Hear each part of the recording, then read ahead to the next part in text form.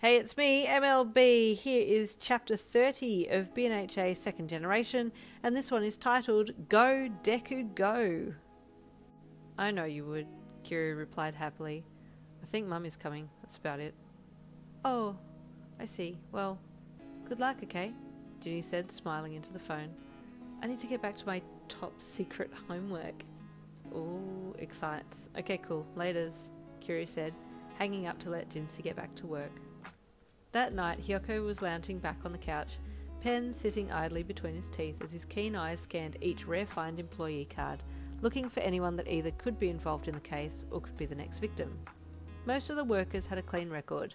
If they did have any mark against their name, it was because of running late to work or some other work politics that had no connection to theft. I think I might need to look into which ones are vulnerable to being targeted, he thought, opening up different social media apps on his laptop that was beside him on the table. A lot of the employees' accounts were set to private, but from his limited search he did find 3 employees that could be targeted.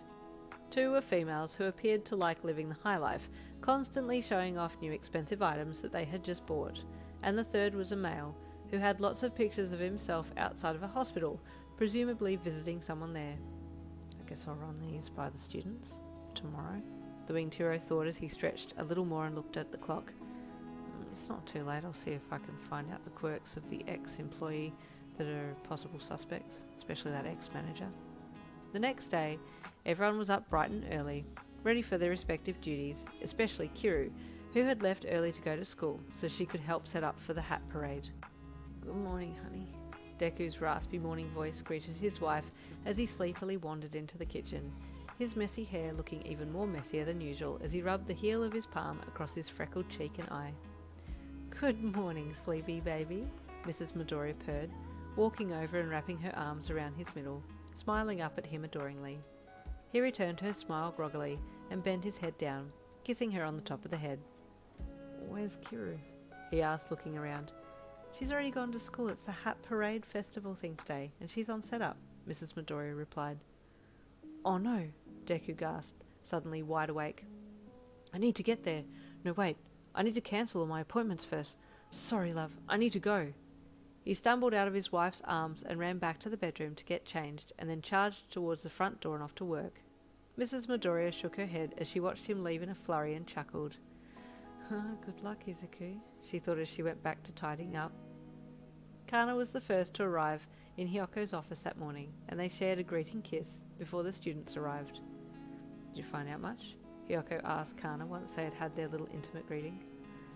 I cannot find the quirk for Kujin, the previous manager, Kana signed with confusion. I looked in every registry. Well, that alone is hella suspicious. He obviously has ties with the black market if he's able to have his quirk hidden from public knowledge, Hiyoko mused. I agree, Kana signed. Hey, also the receptionist stopped me this morning when I came in. Every newspaper and magazine's been calling to get an interview with us about our relationship. What do you want to do? The winged hero asked. We should go with Heroes Daily. They are supportive of LGBTQIA community, Kana signed. True. Hiyoko signed back. You signed! Kana signed excitedly. I can sign, but I am not good, Hiyoko signed back with a smirk. You are very cute, especially when you sign, Kana flirted. Just then a knock on the door interrupted them, and in popped the head of Jinsei Kirishima. Hi Condor and Seismic Kana, we're here, she greeted brightly. Come on in, Hiyoko invited. Come and sit down. We'll go over what we found. Eagerly the 3 students entered and sat down to discuss what they had found in their research last night. Kiru, her classmate called. Are you ready? We're doing rehearsals now. Yeah, coming, she called in a bored tone. Can we get this over and done with? Like, okay, my hat rocks, but I could totally be doing other better things right now. Come on, the student cajoled. This is better than weird Mr. Mirio's lessons, right? Just fake it till you make it. Ugh, Kiru groaned playfully. I guess. She climbed up onto the makeshift runway that the class had set up and the music started. Almost as if her whole personality shifted one step to the right, she came alive, strutting, making eyes, posing flamboyantly, then spinning, blowing a kiss over her shoulder, and finally sauntering off down to the back of the stage and jumping off. There was dead silence as everyone who had witnessed her display stood with jaw on the floor. What? Kiru deadpanned to her classmates who were just staring at her dumbfounded. Okay, so like you definitely need to do that in the real thing, one of the classmates implored. Duh. What did you think I was going to do? Stand there like an idiot? Kiru replied with a playful eye roll. No, seriously, that was amazing, the classmate replied in awe. You looked so hot. Please, Kiru chuckled. I'm a potato.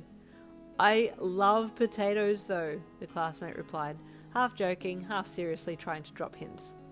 Kiru, another person called out. Is your dad coming today? Nah, Kiru replied coldly. Why would he come to this dumb thing to see his dumb daughter wear a dumb hat? No, don't say that. He'll be here. I can feel it, another said. Kiru looked at her. The daughter of the number one hero would have brushed the comment off if it were anyone else, only that this student had a sixth sense quirk and could feel future events. Is he really coming? Kiru asked, her heart rate starting to increase. Deku! A fellow worker shouted as the hero was trying to make his way out of the agency building that morning after cancelling his appointments for the day.